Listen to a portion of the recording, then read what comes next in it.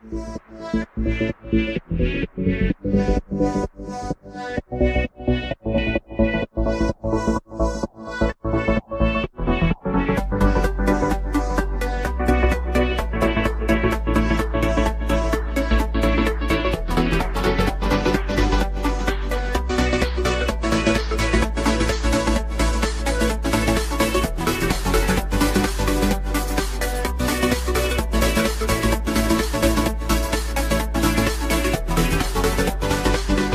afternoon, everyone, and welcome once again to Edu 360. For those of you who've just watched the documentary, you'll understand how it sort of ties in with the theme for this year, which is Education Beyond Walls. For us, it was very important to include this in the program because we felt that if we're really going to tackle the issues around education, we need to kind of go back to foundational things. Some of those foundational things have to do with our history, the telling of our history, and I think Oscar alluded to that as well, that when people don't know their history, they don't know their identity. And when you don't know your identity, it leads to the kinds of problems we're seeing in our society today. So I think I'm privileged to say that I have seen a much longer version of this. This was just a really short excerpt, if I may say. The documentary itself is 5 hours long? 7 hours. 7 parts. I think the entire thing is about 5 hours. And it really does go back to the very beginning, before there was ever a Nigeria, before there was ever a Lagos, back to what the Europeans were doing and how they landed here, and it tracks the entire story up until independence, how Nigeria, this entity, came to be, and then how we became the sovereign nation that we are today. And the important thing is that we're telling this story from our own perspective, going back to rewrite some of the shall I call them falsehoods, that have been perpetuated or about this nation and about how we came to be. So it was like, personally for me, I remember the first time I saw it, I felt like I spent about the next couple weeks, it was just constantly on my mind, what I had seen, and I felt everybody has to see this. So this is just the beginning of that. Welcome again, Mr. Supo Shasore and Mr. Bibi Shasore, the director. I have a few questions for them, and then we'll take a couple of questions from the audience. So I wanted to ask you, Mr. Shasore, well, I have two Mr. Shasores on stage, so I wanted to ask Supo, first of all, what led to this? So this journey of curating Nigerian history, because before we got to the documentary, you had already written a book about, so how did that come about? Hello? Hello, yeah. Well, I'm happy to be here. Thank you very much, everybody. I think it's an important question in the light of the background of what you're doing here today, an education summit, if you like, for 3 days. My push towards history is a desire to give access to people of a subject that is losing emphasis. And it's just not Nigeria alone, although Nigeria's story is a bit worse because we actually took it out of the curriculum. But it's a push that's being lost everywhere. But let me talk about Nigeria specifically. And I was happy to see the senior special assistant on innovations with his presentation, where he was talking about a STEAM policy. Now, I'm familiar with a STEM policy, a science, technology, engineering, and mathematics, towards the advancement of what they call developing countries. But I noticed they put an A there, and the A stood for arts. But he didn't talk about arts at all when he went into his presentation.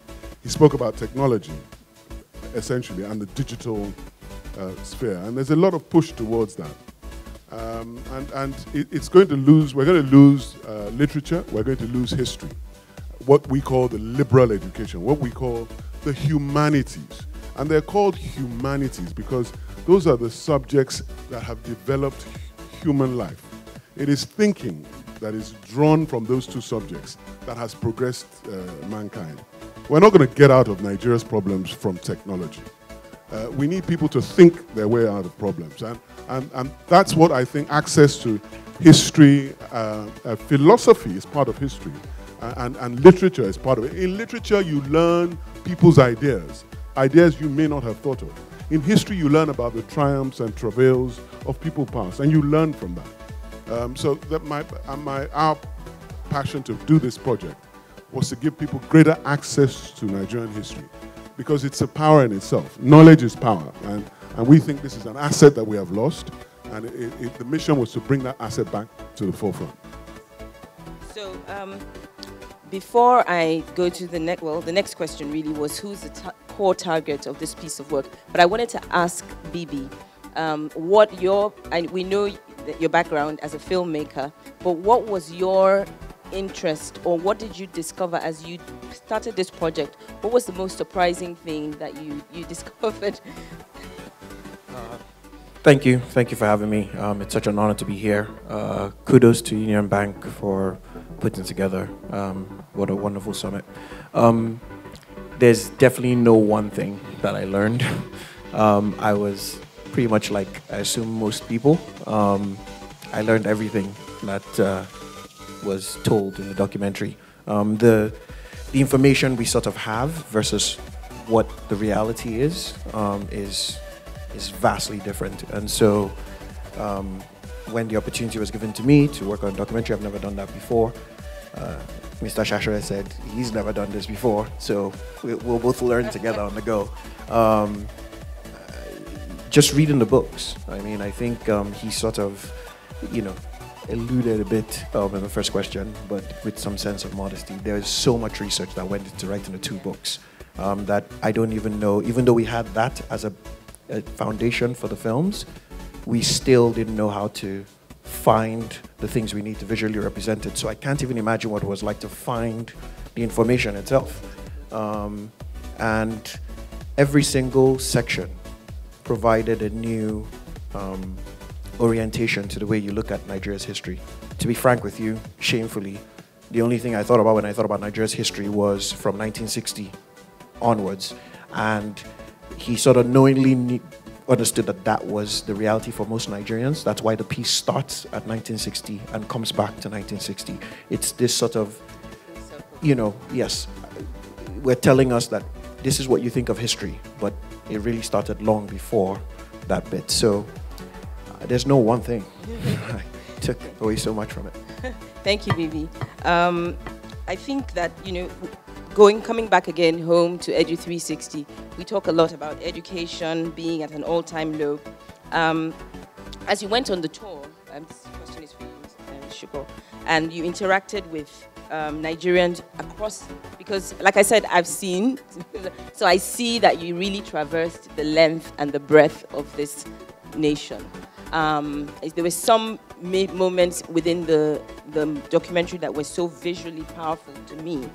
For example, there was, I don't know if it was shown here, but where you showed the dividing line, I think it was in Lokoja, and a place called Kishi. Kishi, yes, where a moment before, it was, two different parts of two different sort of sovereign, two countries really, and then he drew the line in the sand and then erased it, and it was just like that.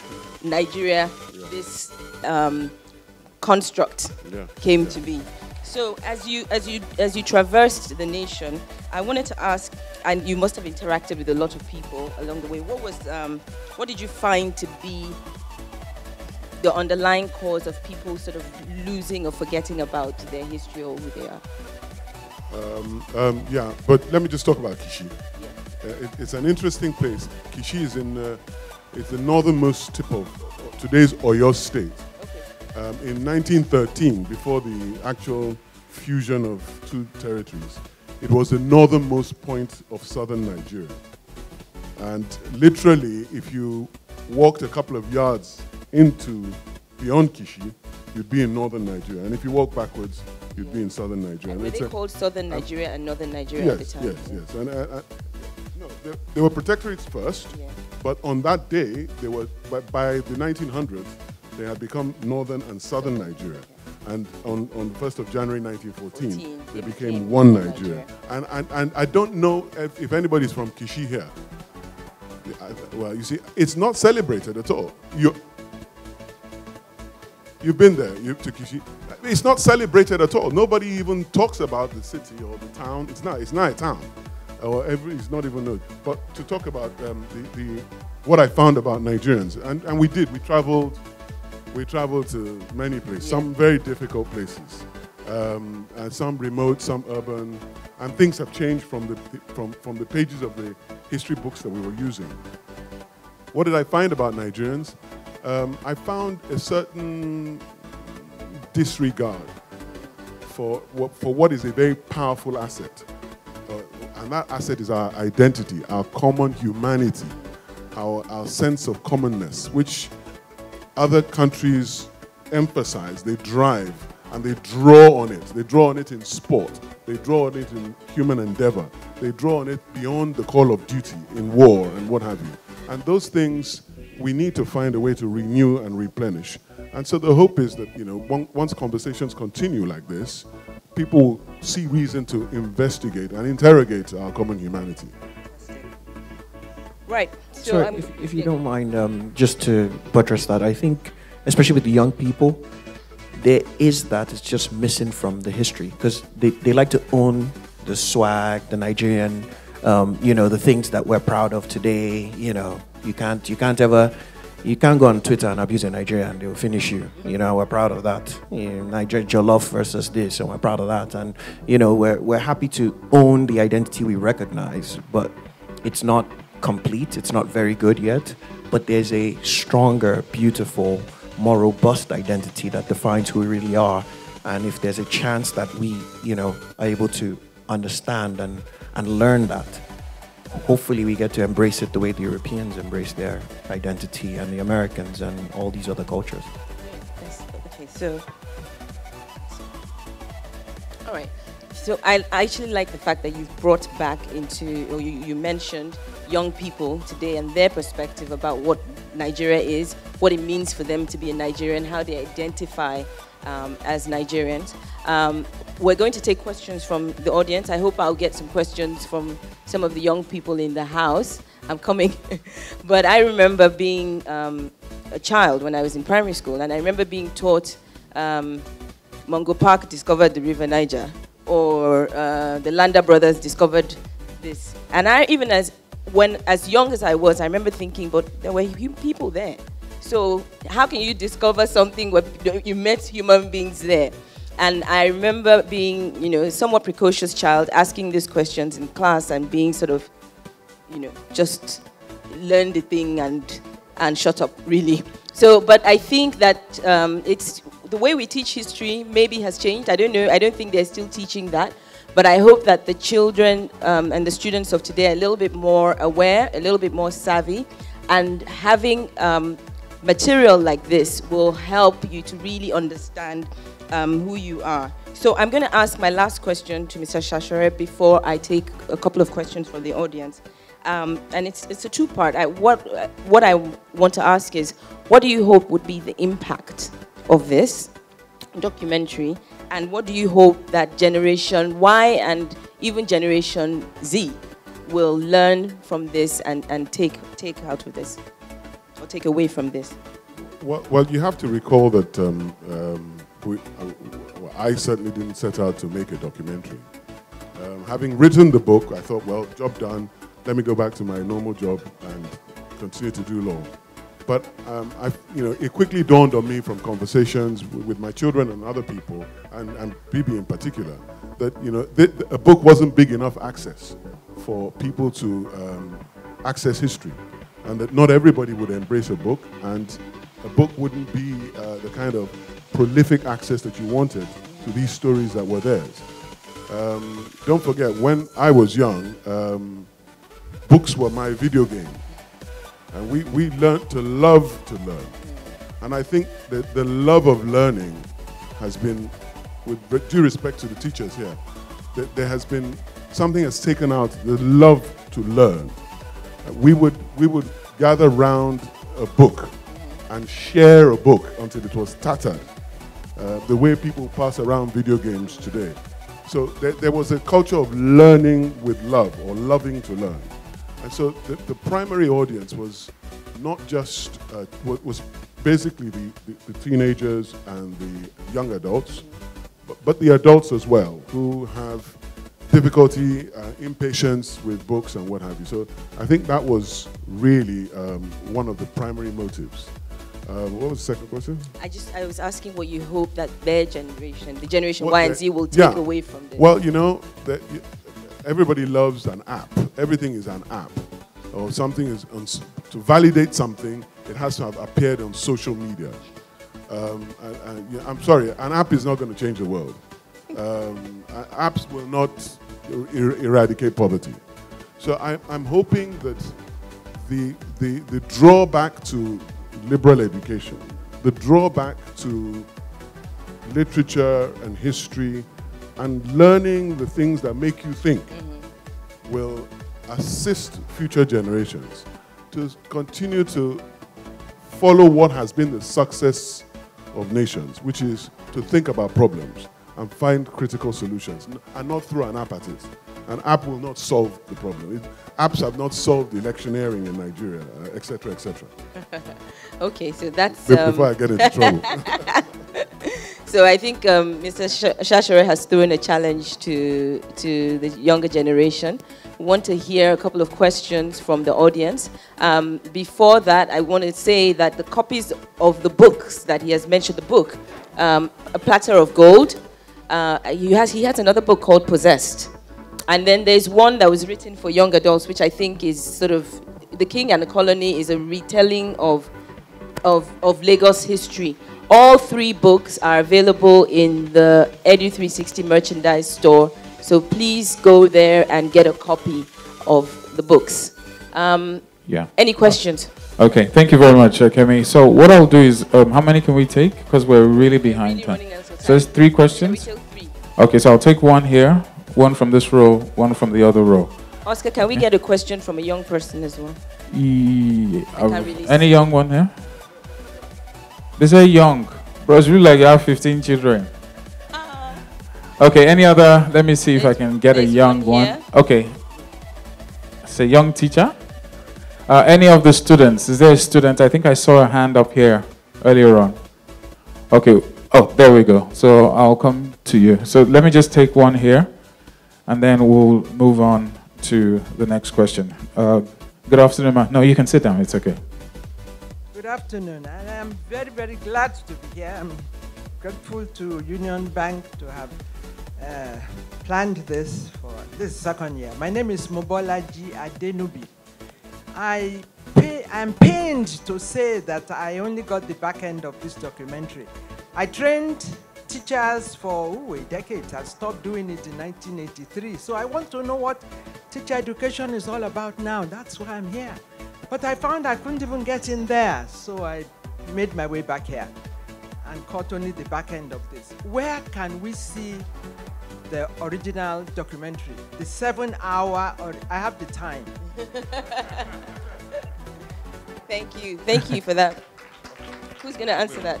Let me go on to the young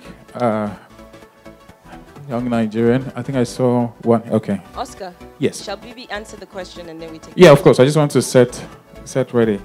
Yes. Thank you so much, Ma. The answer is not going to be as satisfying in the short term, because just the way content and media works, there's a process to how it's distributed in order to optimize it. It will be everywhere in the near future. All your channels, all your platforms will play it, whether digital ones like Netflix and so on, to the local channels. It actually did do a couple of runs, a quick run on Channels TV, because Mr. Shasore is particular about, before it goes international, making sure you can watch it locally. But it can't do too much of that before its global distribution. So once that's sorted, it will have a really, really long stint locally in most of your channels. Sometime next year, it will be everywhere on most of your channels. And Bibi, will people be able to own it, DVDs and? Yes, it will do the same usual. So it'll play on a bunch of platforms, and then after that, it'll go to be owned both digitally, whether iTunes and so on, as well as physical copies. I'm sure the way you're buying the lovely books, maybe next year's Edu 360 will be here with some DVDs. We'll be looking forward to that. Okay. Thank you. All right. Another question here from a young gentleman. Good afternoon. My name is Adebayo Maiwa by name. Although it's not a question per se, but what I want to emphasize is this. You see, technology and art have to go hand in hand. Like just what the man said, Mr. Ife, the other time. So what I'm emphasizing now is that with the use of art, if you look at our history of today, I'm also an historian in making. And when you look at it, history of nowadays is just like as at then. If you look at the documentary itself too, it's been forgotten.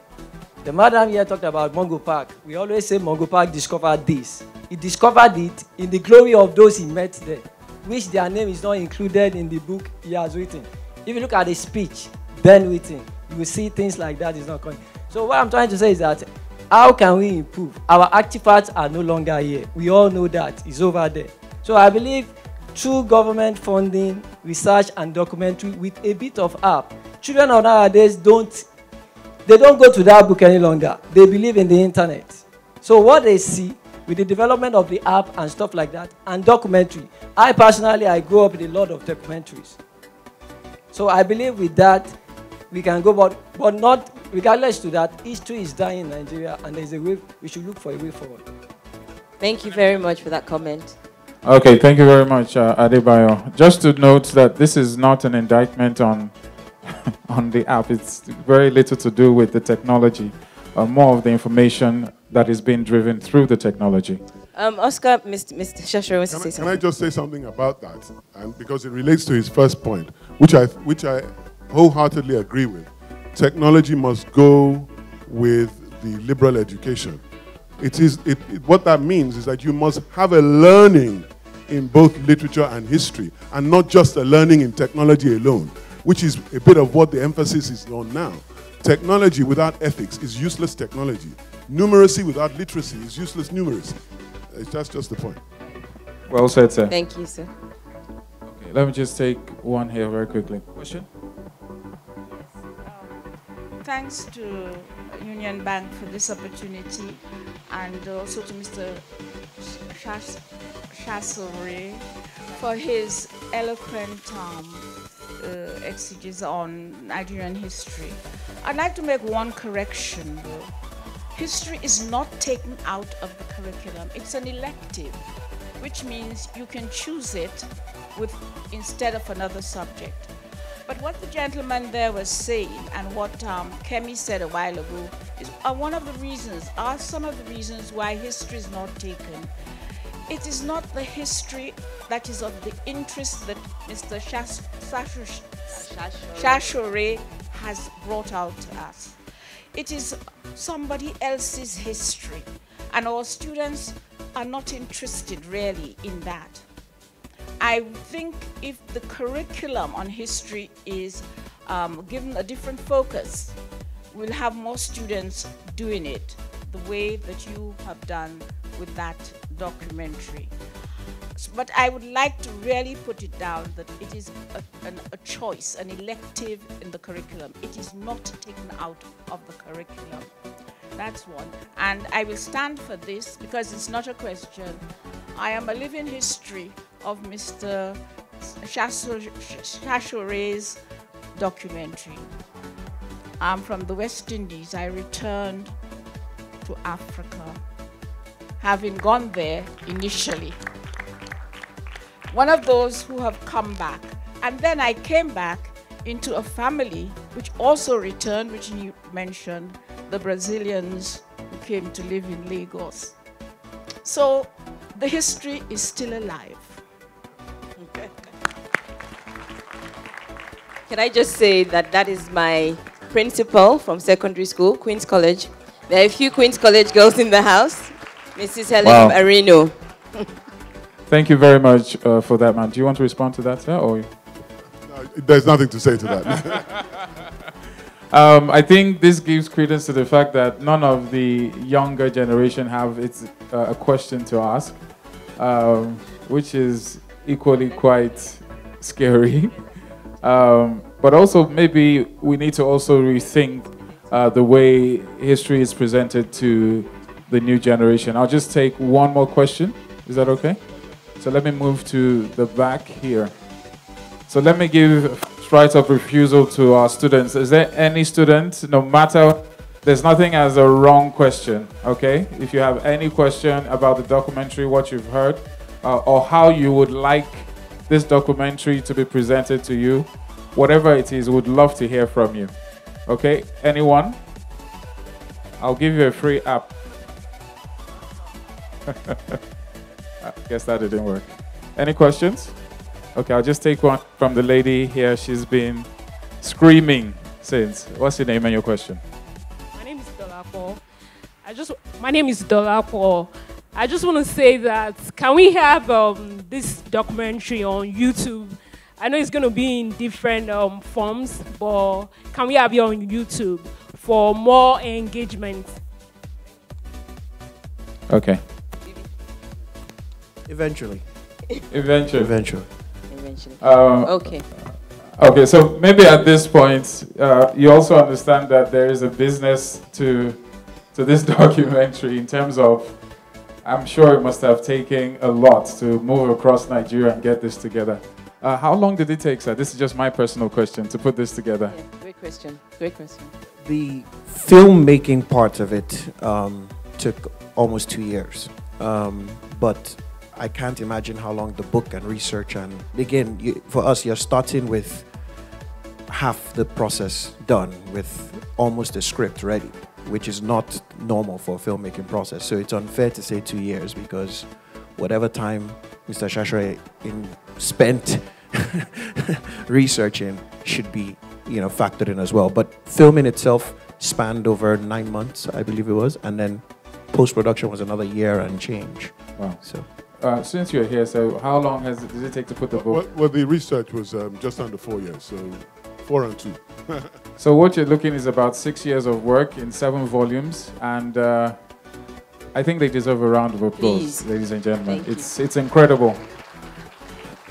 Most of us cannot really show proof of what has manifested in the last 6 years, and I think that's a call to everyone to see what and how you can use your time more effectively. We don't have all the answers, but I think we'll all agree that they're a step in the right direction, and we want to appreciate them once again. Please, a round of applause to the Shasores.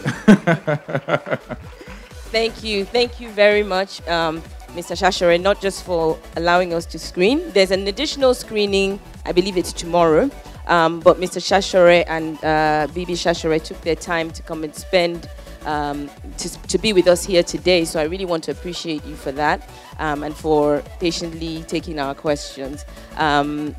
Look out for the documentary wherever you can find it. I just want to add that they didn't just go across Nigeria, they went across the seas to the UK. There was a lot of it was also shot in the UK, with Mr. Shasore going to the libraries and to the archives to dig out information pertaining to this documentary. So thank you very much for the labor of love, and thank you for being here with us.